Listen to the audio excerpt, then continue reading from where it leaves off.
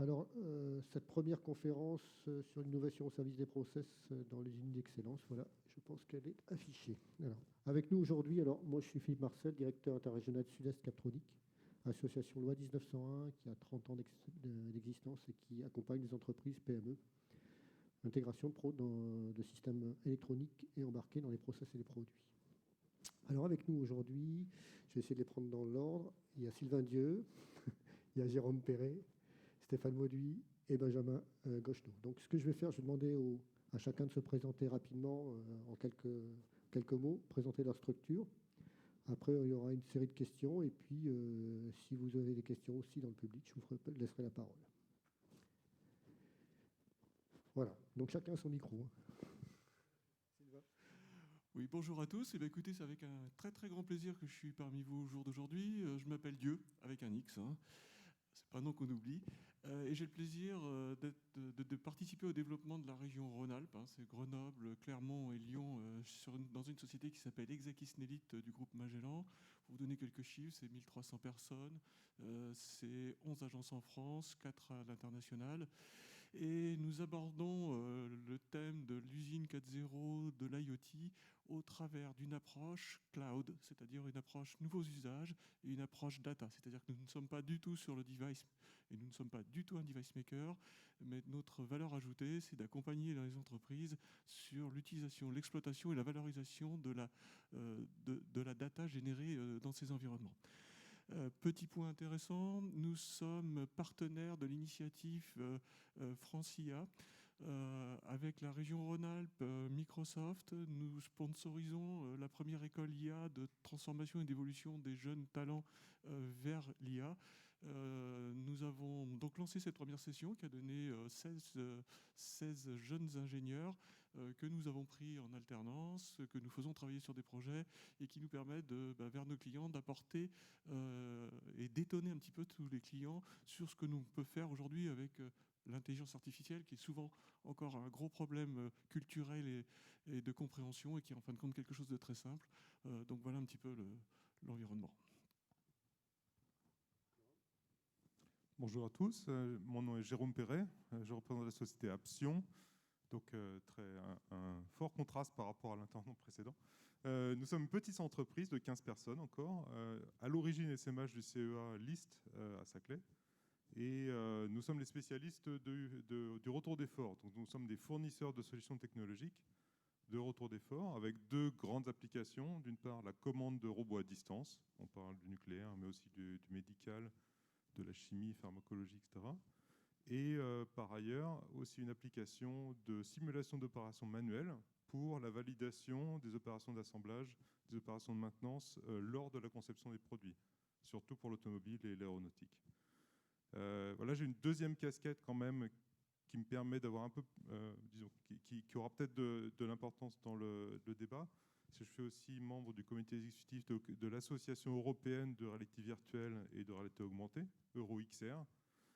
Et par ce biais, je côtoie aussi beaucoup d'autres startups et beaucoup de labos de recherche dans ces domaines VR et AR. Voilà. Bonjour, je suis Stéphane Mauduit, de la société Signavio. Alors nous, on est éditeur de logiciels dans le cloud. On s'occupe en fait de comprendre les processus de bout en bout. Donc pas simplement ce qui peut se passer dans une usine, dans la fabrication, mais un processus, par exemple, une usine, ça va se retrouver généralement dans un processus de order to cash. L'idée, c'est de se dire, l'usine, elle n'est pas dans une bulle, on va essayer de comprendre comment elle est nourrie et puis ce qu'on attend d'elle derrière.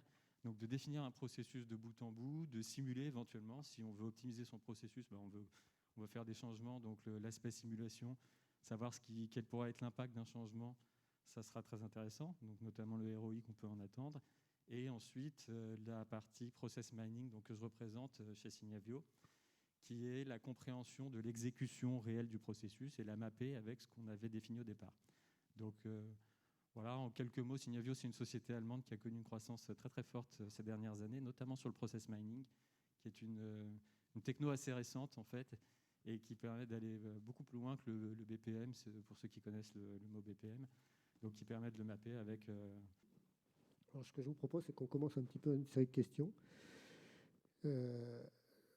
Donc, Benjamin, tu as parlé tout de suite de l'industrie du futur. Alors, je vais faire un tour de table, enfin un tour de table, on va appeler ça comme ça, rapide, sur ce que selon vous, quelles sont les principales caractéristiques de l'industrie du futur, avec votre vision à vous. Alors, merci. L'industrie du futur, nous la voyons suivant 3 axes. L'axe industriel, l'axe durable et l'axe social. L'axe industriel, évidemment, nous parlons d'amélioration de la performance de production. Et ça passe par la mise en place de systèmes automatisés de type automatisation de l'information. Par exemple, nous mettons en place un système d'APS, donc Advanced Planning Scheduling, via un outil qui s'appelle IBP, proposé et déployé par SAP. Nous, en plus de ces applications d'automatisation de l'information, dont j'ai donné un exemple, l'industrie du futur, via cet axe industriel, c'est également l'automatisation des flux physiques. Donc, par exemple, par la mise en place de stockers automatisés, par la mise en place d'AGV. Donc, globalement, sur cet axe industriel, nous mettons l'accent sur l'automatisation de l'ensemble des tâches qui peuvent être automatisées, de façon à accroître notre compétitivité et à constamment rechercher des axes de productivité via l'automatisation. Ce n'est évidemment pas le seul axe. Il y a aussi l'axe développement durable. Cet axe de développement durable, nous le concrétisons par la mise en place de panneaux solaires sur nos usines, la mise en place de récupérateurs de pluie et la mise en place de plusieurs éléments qui nous permettent d'intégrer nos infrastructures de façon durable dans leur environnement. L'axe social également, c'est un axe extrêmement important qui est aussi la conséquence des améliorations que l'on met en place sur l'axe industriel. Par exemple, tout ce qui concerne l'automatisation d'un certain nombre de tâches liées au traitement de l'information. Je parlais d'IBP, par exemple, va permettre d'améliorer la qualité de vie au travail, va permettre aux utilisateurs, donc aux employés, de se concentrer sur une valeur ajoutée intellectuelle et de ne plus ou beaucoup moins perdre de temps sur des traitements d'informations basiques. C'est un élément important qui est également dans le déploiement, dans la capacité des équipes à s'investir sur les transformations nécessaires. C'est un levier qui est pour nous extrêmement important, sur lequel on communique, on consulte. Voilà, embarquer les employés et prendre en compte cette dimension, amélioration de la qualité de vie au travail dans la transition numérique. Merci. Tout cela, je voudrais rajouter un point, parce que tout ce que j'ai dit là, a un lien avec Symbiose. Donc Symbiose est un projet fantastique. Le groupe Lacroix a décidé de construire une usine en France, construire une usine de l'électronique en France. C'est suffisamment rare pour être souligné.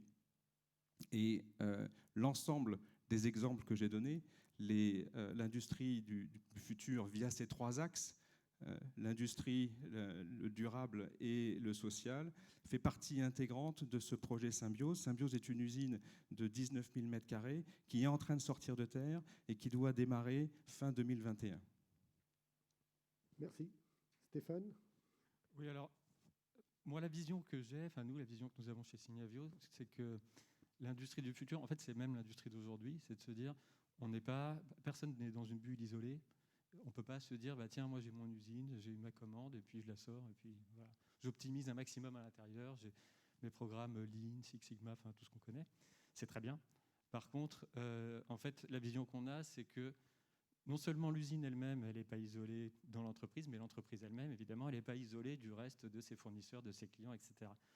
Donc nous, on a une vision, c'est pour ça qu'on a une vision processus. Alors on n'a pas vocation à casser les silos, parce que moi, ça fait 20 ans que j'entends qu'on va casser des silos, puis ils existent toujours, et puis finalement, on vit très bien avec. Par contre, on permet de donner une vision complète d'un processus. Si je parle par exemple, pour donner une illustration, je pense qu'il va parler à tout le monde, un processus achat. Donc quand on veut fabriquer quelque chose, on a besoin généralement de matériel, et puis voilà, on travaille avec des fournisseurs, on n'est pas seul dans sa bulle. On va regarder le processus depuis la demande d'achat. Donc on va l'appeler procure to pay. Donc j'ai une demande d'achat. Ensuite, je vais voir dans le stock, j'ai des validations. Si ce n'est pas en stock, eh bien à ce moment-là, je vais faire appel à un fournisseur. Bon, il y a tout un processus qu'on peut décrire évidemment dans notre plateforme. Et puis, ça arrive à l'usine. Donc j'ai mon usine qui est optimisée ou pas, mais je vois aussi l'exécution de son processus. Donc tous ces échanges entre les services à l'intérieur de l'entreprise, mais aussi avec le fournisseur, on va les tracer. Et on va se dire, au fait, mon processus, parfois, il n'est pas optimisé parce que j'ai peut-être un fournisseur qui ne suit pas le processus que je lui ai demandé de suivre. Ça, on l'a vu chez un client qui n'est pas loin d'ici, dans le monde de la chimie. On a analysé son processus achat, notamment parce que on savait qu'il n'était pas optimisé. Généralement, les clients, ils savent qu'un processus n'est pas optimisé, ils ne savent pas trop localiser où sont les gisements d'optimisation. Et on a vu qu'il y avait certains fournisseurs avec qui ils avaient négocié de très très bons prix, qui finalement leur revenaient pas si bon marché que ça, parce qu'au final, certains fournisseurs ne suivent pas du tout le processus achat qui avait été proposé.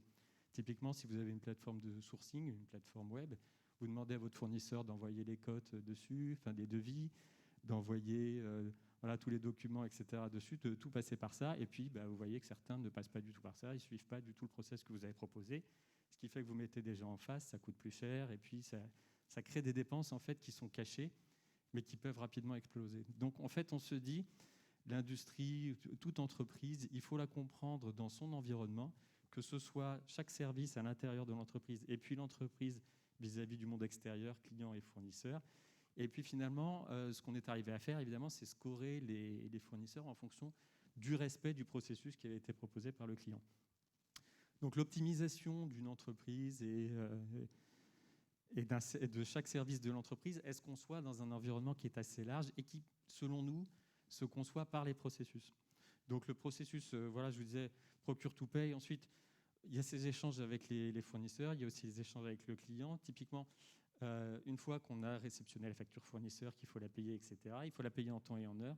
Vous connaissez la loi Sapin 2, si vous ne la payez pas, si vous avez des retards chroniques de paiement, vous pouvez avoir des amendes. Il y a eu beaucoup d'amendes qui sont tombées l'année dernière sur de grandes entreprises parce qu'elles avaient... elles n'ont pas optimisé leur processus achat. Et puis finalement, quand on paye trop tard ses fournisseurs, à un moment donné, l'État met son nez dedans.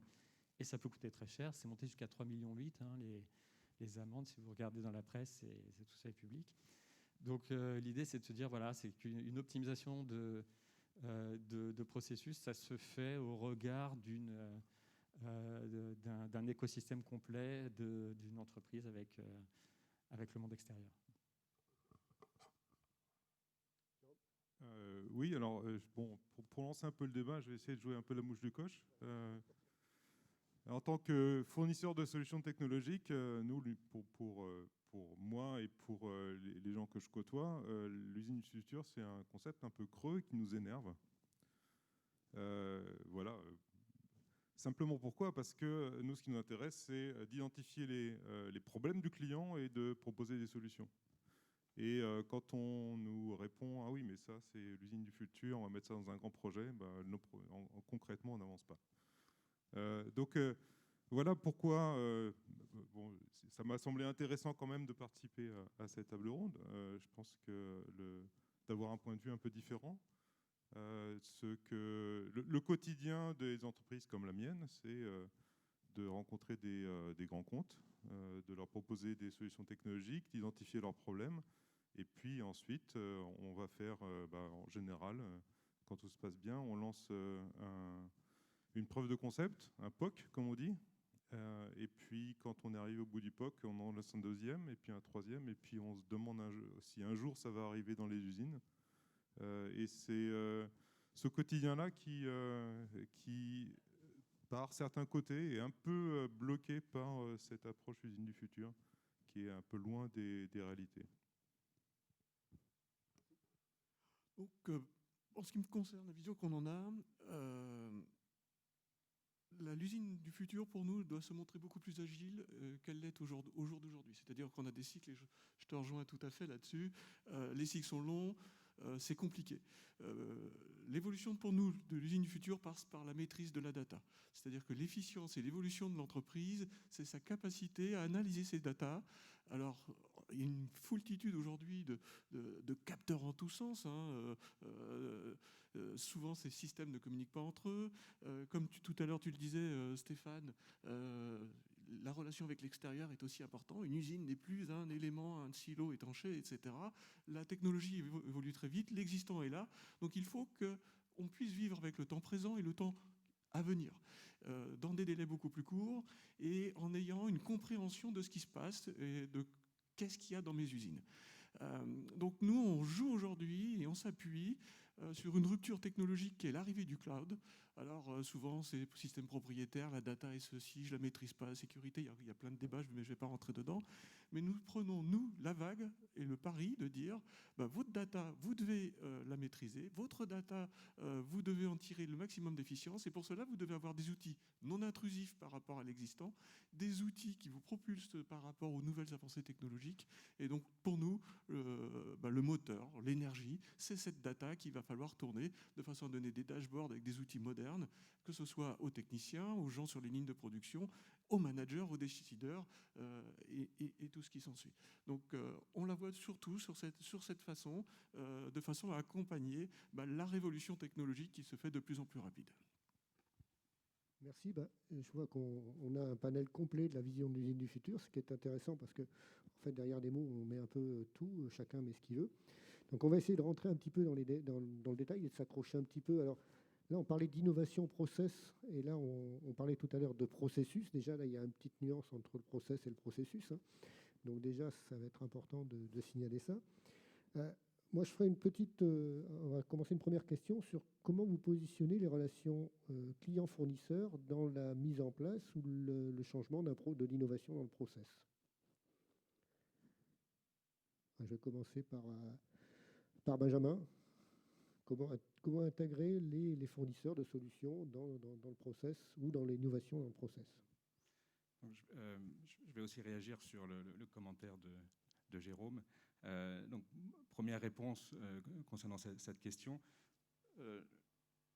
Dans notre dynamique d'automatisation dont je parlais, il est primordial d'échanger et de renforcer nos partenariats avec nos fournisseurs et avec nos clients, de façon à ce que les liens numériques entre les clients, nous-mêmes et nos fournisseurs, fonctionnent correctement et répondent bien aux besoins. Donc, ça veut dire, premièrement, écouter le besoin de nos clients, définir avec nos fournisseurs les bons modes de fonctionnement, et les bons critères, les bons processus à automatiser.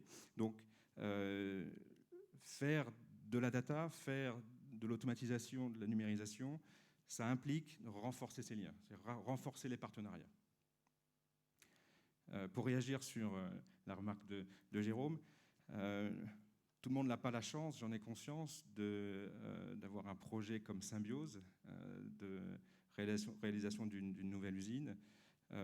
Donc effectivement, l'industrie du futur doit être majoritairement, de mon point de vue également, faite de petits projets, de petits pas de POC.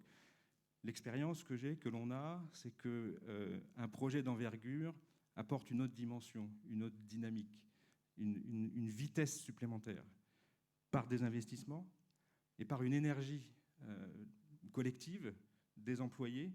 On fédère autour d'un projet, et ça permet de faire passer un certain nombre de projets à la vitesse supérieure et d'accélérer notre industrie du futur. D'ailleurs, on parle, moi aussi je suis un peu dérangé quand on parle d'industrie du futur, parce que ça n'arrive jamais. Pour nous, Symbiose, c'est l'industrie du présent.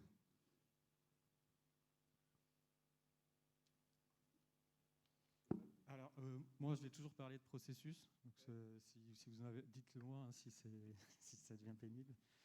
Je rejoins ce que vous avez dit. Nous, on est beaucoup sur la data aussi. Hein. Je pense qu'on devrait monter un partenariat avec. Voilà, je suis content qu'on se rencontre aujourd'hui avec Sylvain.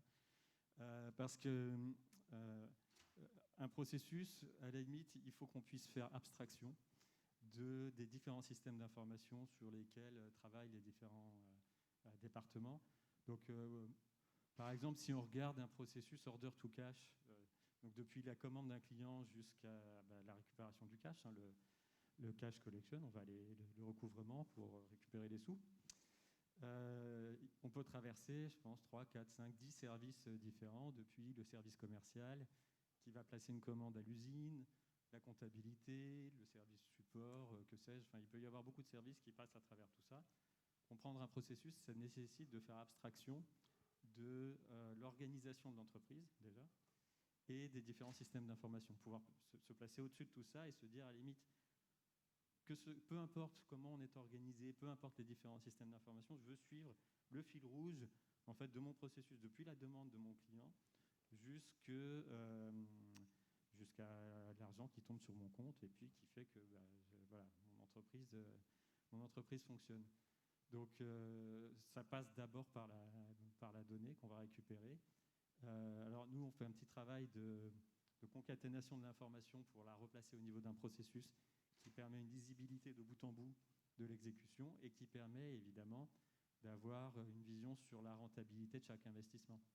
Et de bout en bout aussi, pas simplement la rentabilité d'un petit morceau de ma compta, de mon usine ou autre, mais d'avoir une visibilité sur le coût global d'un processus. Et donc sur mon ROI, quand je lance un projet, on lance, je suppose, jamais de projet sans avoir une visibilité claire sur combien ça me coûte, combien ça me rapporte et quand. Donc, je vais réagir un petit peu parce que tu dis on travaille sur la data indépendamment de l'organisation. Si je prends un process industriel, on va commencer par l'organisation parce que si on produit en chimie, on a tout un process. On commence par là. Ça va devenir difficile de casser ça. Il va peut-être falloir à un moment donné le transformer, mais de le casser, ça va devenir... Alors, en fait, on ne cherche pas forcément à casser. L'idée, c'est qu'on peut modéliser un processus, quel qu'il soit, de bout en bout. Se dire, voilà, quand on modélise, on définit les règles. Qu'est-ce qui se passe quand je reçois une commande? Si jamais elle est au-dessus d'un certain montant, il y a telle validation, etc. Donc, ça, les règles d'exécution dans l'entreprise, on les a, donc on peut les modéliser. Après, on peut collecter la data sur l'existant de chaque partie. On n'est pas, parfois, il y a des processus qui se font manuellement, des coups de téléphone, des choses comme ça qui sont pas traçables. Donc, quand il n'y a pas la data, on a un blanc. Par contre, quand on a un blanc, on peut l'appeler un noir, enfin, pas de données en tout cas, quand on n'a pas de données, cette information, c'est déjà une information parce que vous avez une information avant la zone d'ombre, une information après. Et vous avez des deltas de temps, vous avez éventuellement des deltas de coûts et choses comme ça qui vont vous permettre de vous dire, dans cette boîte noire, en fait, il s'est passé quelque chose sur lesquels je n'ai pas d'informations parce qu'effectivement, vous avez pu sous-traiter ou vous allez changer quelque chose. Je n'ai pas d'informations, mais j'ai quand même une information du avant-après et je sais qu'il y a un impact de cette boîte noire dans mon processus qui fait qu'il faudrait peut-être que je creuse à l'intérieur, que je digitalise des choses, que je collecte de la donnée, que j'essaye de comprendre ce qui se passe dans cette boîte noire parce que là, ça me coûte quelque chose. Donc on a toujours de l'information qui est disponible, quel que soit le niveau en fait, de l'exécution de mon processus. Et numéro 2, en fait, quand on mène une démarche comme ça, comme la nôtre, donc le cœur du sujet s'appelle le process mining. Donc on va collecter les données, puis on essaye de les interpréter. Comme le data mining, mais vraiment appliqué au process, qui fait que ça donne une vision très business. On s'adresse directement au business en passant par l'IT, mais très souvent, en fait, on ne passe même pas par l'IT. On travaille directement avec le business qui s'intéresse vraiment à son process et qui peut comprendre directement en fait, ce que c'est que l'exécution d'un process. Donc, quand on veut lancer un projet comme ça, on se dit, je suis dans un état A, demain, je vais être dans un état B et je veux pouvoir avoir une idée du ROI, donc je reviens là-dessus, du retour sur investissement, combien je vais pouvoir estimer mes gains. Donc là, on a une partie avant le change management, avant d'appliquer un changement, qui est une partie de simulation. Donc si vous avez des données réelles issues des systèmes, ou s'il n'y a pas de données, des données qui peuvent être intégrées manuellement ou une absence de données sur certaines parties, vous pouvez vous dire, voilà, si j'applique tel changement dans mon process, je retire des étapes, j'en rajoute, etc. Qu'est-ce qui va se passer? Quel gain je peux en attendre? Et du coup, vous faites un calcul de ROI tout bonnement. Alors, l'intérêt aussi l'intérêt majeur du process mining, c'est de se dire, on va analyser des données sur des exécutions de processus de bout en bout sur, je sais pas, les 6 derniers mois, les 2 dernières années, sur suffisamment de temps selon le process. Hein, ça dépend vraiment des processus sur lesquels on parle. Et puis, j'analyse comment les gens ont vraiment travaillé. Un processus de vente aussi, c'est très intéressant de voir ceux qui performent le mieux, comment ils ont exécuté. Parfois, nous, dans notre domaine, on voit qu'une qualification très tôt dans le processus de vente, elle est clé. Elle permet en fait de gagner en performance de manière vraiment incroyable. Donc, on se dit, les meilleures exécutions de processus, elles existent déjà dans votre entreprise. Alors, il faut qu'il y ait un minimum de variabilité. Pas forcément sur tout le process, mais sur certaines parties. On va pouvoir regarder comment les gens ont agi. Ceux qui performent le mieux au regard des critères qu'on a définis, eh bien, je vais essayer de comprendre par où ils sont passés, comment ils ont fait. Est-ce qu'ils ont rajouté des étapes? Est-ce qu'ils en ont retiré? Est-ce qu'ils ont automatisé certaines tâches? Il y a plein de choses possibles.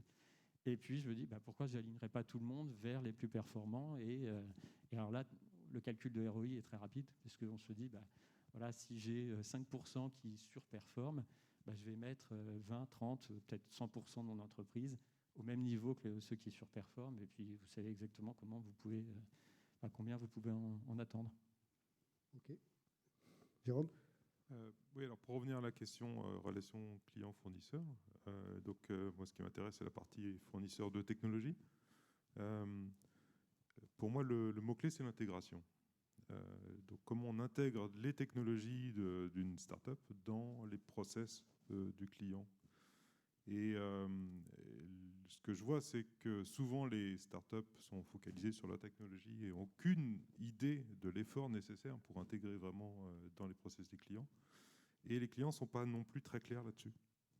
Et je crois qu'on peut gagner en efficacité et en rapidité, vraiment, si les clients font l'effort d'expliquer aux fournisseurs de technologie quel est l'effort d'intégration qui est nécessaire autour de leurs briques et de les impliquer. Je pense que les fournisseurs sont tout à fait intéressés à être impliqués dans cette démarche d'intégration.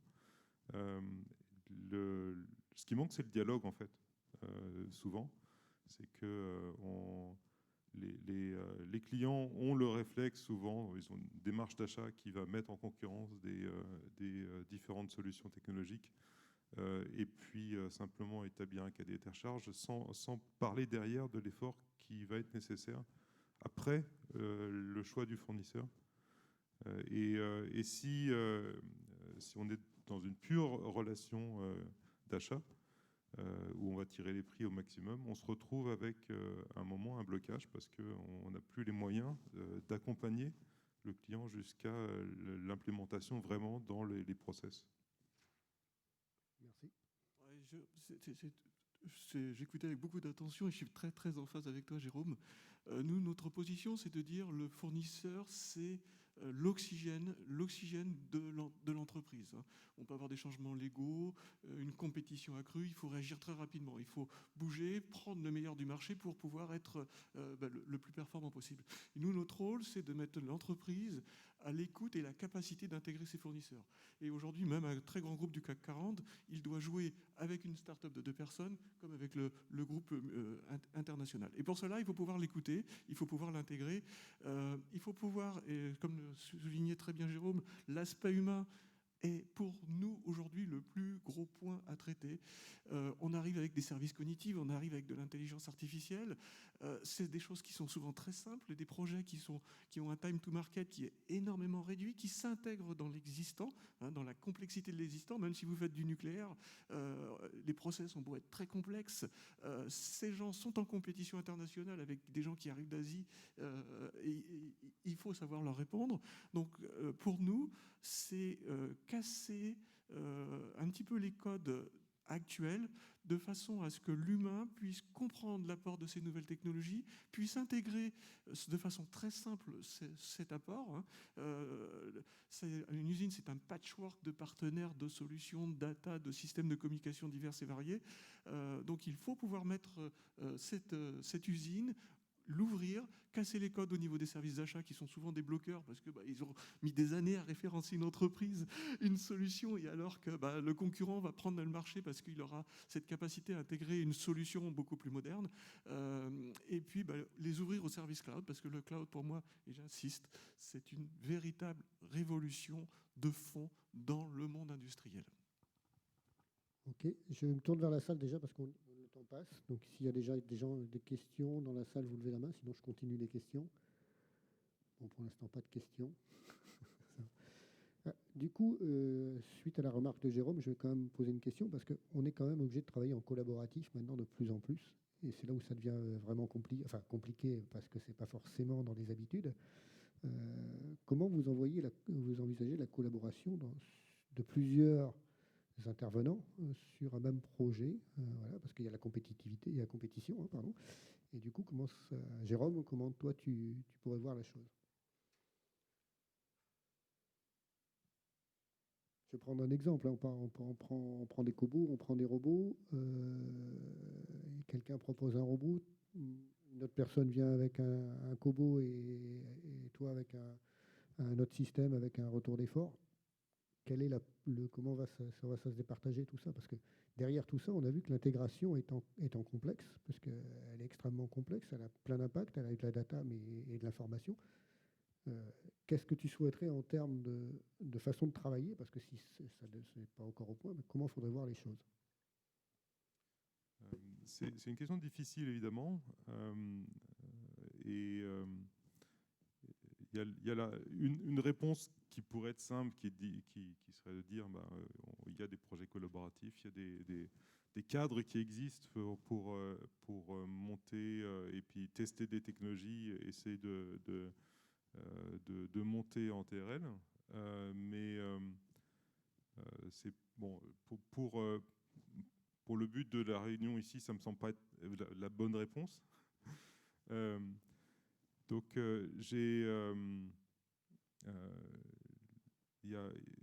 je pense que la collaboration, elle doit être, la collaboration qui est aussi compétitive évidemment, elle doit être réfléchie en amont. Et il y a des organes qui permettent de se rencontrer avant d'avoir contractualisé une relation. Il y a des organes qui... Donc, j'ai parlé d'Eurovert, d'EuroXR en entrée, qui est une association. Donc, c'est un endroit où on rencontre facilement des experts qui viennent en plus de pays différents, donc qui ont un écosystème autour d'eux différent, qui sont tout à fait capables d'écouter une entreprise qui vient avec un problème et qui souhaite avoir un point de vue qui sortent un peu d'une relation avec différents fournisseurs qui sont venus leur proposer des technologies. Et puis de faire un peu de brainstorming et d'imaginer quels seraient les intervenants à mettre autour de la table pour faire un groupe intégré capable de répondre aux problèmes. Je pense qu'on a des organes comme ça, comme des associations, comme des clusters, qui peuvent être des terrains de discussion avec des experts et qui sont... Je ne suis pas sûr que les clients ont toujours le réflexe de se tourner vers ces structures-là. Alors, moi, si je puis me permettre, je voudrais rajouter un point, c'est le droit à l'erreur. Aujourd'hui, dans le monde industriel, on a peu... Le goût du risque est difficile, parce que ça coûte cher, je remets en cause des process et des organisations, des technologies qu'on a eu du mal à stabiliser. Aujourd'hui, on a des technologies qui vous permettent le droit à l'erreur et qui permettent de faire ce que nous on appelle des MVP, tout à l'heure tu parlais de POC, qui permettent de tester, d'évaluer à moindre coût. Si ça ne fonctionne pas, c'est pas grave, on ne s'est pas mis la rate au courbouillon, on a perdu un peu de temps et quelques milliers d'euros. Ça fonctionne, le travail qui a été fait n'est pas perdu. Et ça, c'est envisageable aujourd'hui par ces nouvelles, et je reviens encore, vous allez me trouver lourd, mais par ces technologies dans la partie data qui est apportée par le cloud. Parce qu'on parle du robot, le robot va faire un geste, il va être intégré dans un processus, il va y avoir des gens merveilleux qui vont avoir fait des super machines avec des super éléments, etc. mais en fin de compte, on va pouvoir peut-être tester 2-3 robots. Le socle data de base va être dans le cloud. Vous parlez par exemple d'un système de commande vocale, vous allez peut-être pouvoir tester des systèmes qui viennent de Google, qui viennent de je ne sais pas trop quoi, et qui vont pouvoir piloter même ce type de... Donc vous allez en plus pouvoir créer une interaction à moindre coût, jetable ou pas. Et je pense que c'est ça qu'il faut. Il faut travailler le droit à l'erreur, il faut oser faire simple. Ne pas hésiter à faire simple, hein, même s'il n'y a que 80% sur les 100% qui sont couverts, les 20% vont peut-être coûter très cher, mais il faut pouvoir, et ça va pouvoir permettre de fédérer un petit peu la résistance au changement, ça va permettre de fédérer et de montrer à un certain nombre de personnes que ça fait 20 ans qu'ils connaissent leur métier, ça fait 20 ans qu'ils maîtrisent bien, mais qu'il y a cette possibilité de changer. Mais pour cela, il faut que financièrement ça tienne, il faut que le ROI soit là. Hein, il n'y a aucun projet qui tient s'il n'y a pas de ROI. Et ce cadre de droit à l'erreur doit s'intégrer dans ce schéma. Ouais, moi, je suis assez défenseur aussi je suis assez anti-POC. Voilà, parce que c'est très bien de faire des POC dans tous les sens. Il faut surtout savoir se dire qu'est-ce qu'on en veut, on veut en tirer quoi à la fin, quels sont les critères de succès, et surtout il se passe quoi. À la limite, on s'engage sur il se passe quoi si on valide les critères de succès ou les 80% qui seraient probablement suffisants. Et nous, c'est ce qu'on fait, hein, on fait des POC. On essaye au maximum de dire, voilà, on va pas faire un POC pour un POC, et puis on fait joujou avec la techno, et à la fin on se dit, elle est sympa votre techno, et puis on en refait un deuxième, enfin voilà. Et on se dit, on veut dès le départ calculer les critères de ROI, qu'est-ce qu'on attend comme gain en bout de chaîne. Et si on a les gains en question, on s'engage et on connaît les règles du jeu dès le départ. Parce que sinon, des POC, oui, on peut en faire à l'infini.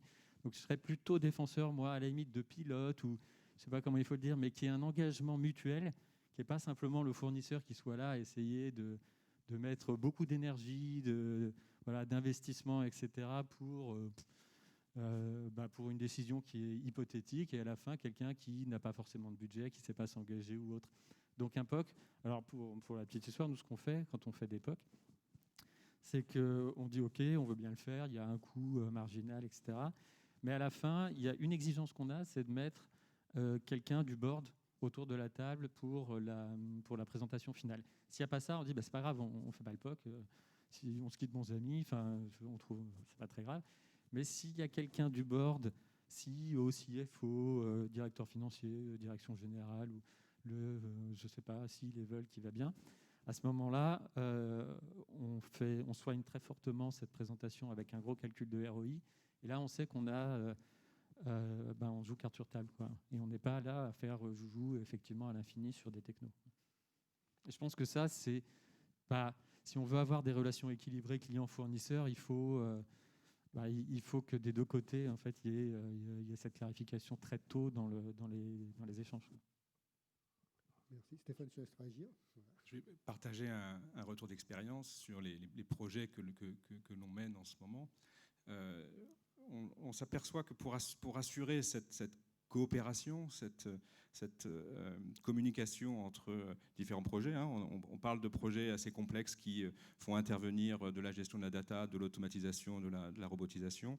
Et ce que l'on fait, c'est qu'on détaille, on sépare ces systèmes en work package, en projets, et chaque projet est organisé de la façon suivante, avec deux intervenants majeurs, donc deux leaders, un leader métier et un leader outil. Un leader métier, on peut faire l'analogie avec un bâtiment, avec le maître d'ouvrage et le maître d'œuvre. Le leader métier, c'est l'utilisateur final, c'est le maître d'ouvrage.